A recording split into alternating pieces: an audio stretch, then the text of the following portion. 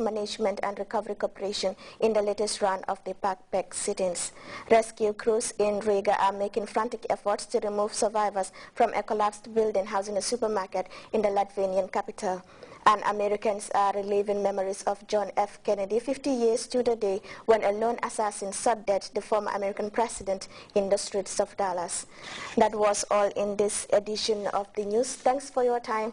Stay tuned with GRTS.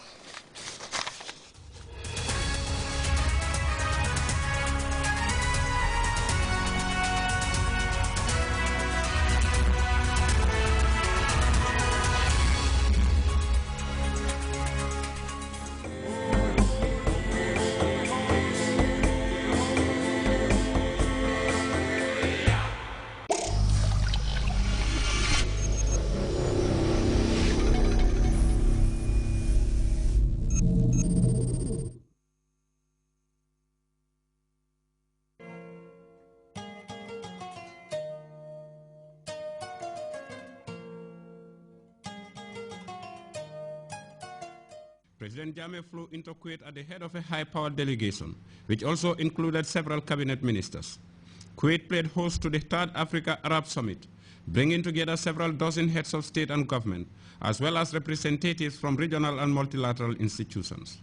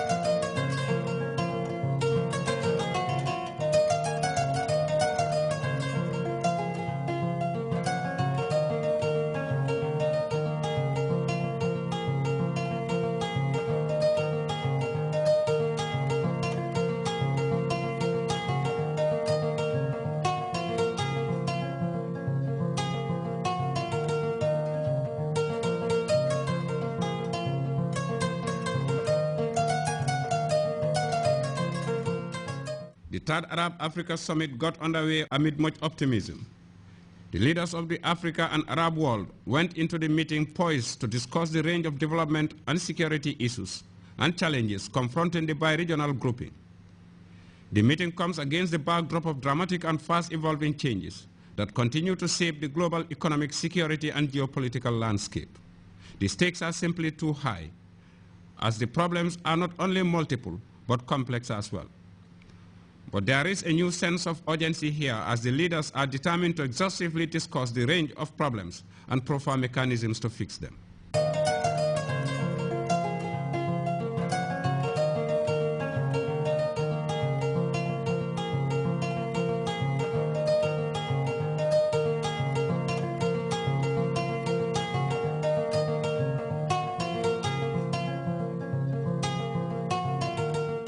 Here at the Grts Summit, the emphasis is more on economic development and investment, and less on contentious and divisive politics, or even development aid.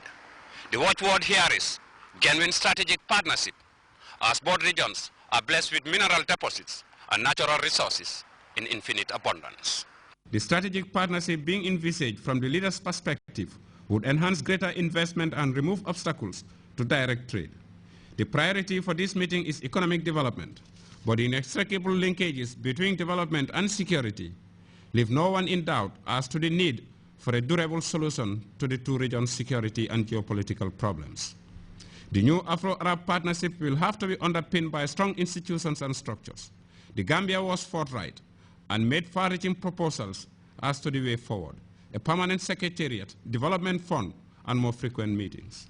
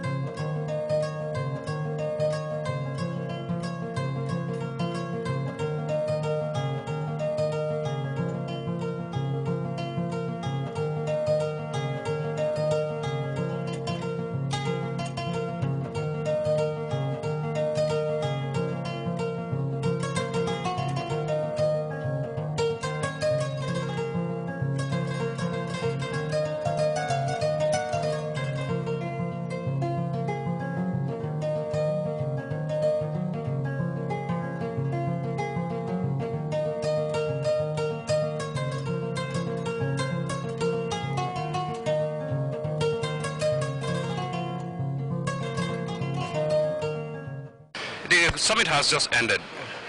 Your impressions? Well,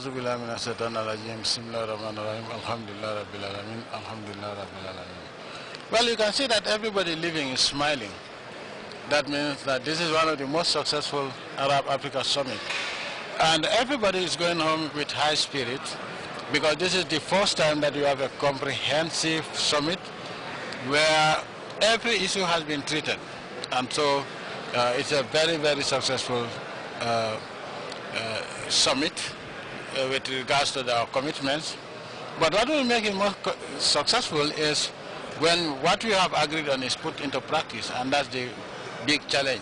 But everybody here is living with the hope and with the commitment to stand up to build a better relationship between Africa and the Arab world. We are neighbors, we are cousins, but we do trade through third parties. You buy Saudi Arabian oil through Total, France. They buy goods from Africa through some English company or some European company. And each company that you buy from is adding up a premium because they are not the producers. So if you buy from any Western company, oil from any Arab country, they add a premium to the price and make profit. Which means if we had gone directly to buy directly from the source, we would have eliminated that premium, which is the commission, and that's very important. But importantly also, you realize that most of our cooperation is between is through third parties. So this summit is really very important. Mr. President, just one final question. Investment, development, partnership, all that will have to be anchored on solid peace and security. These are kind of rare commodities within these two regions. No. There's nothing that is impossible if the will is there. By the grace of the Almighty Allah, everything will be.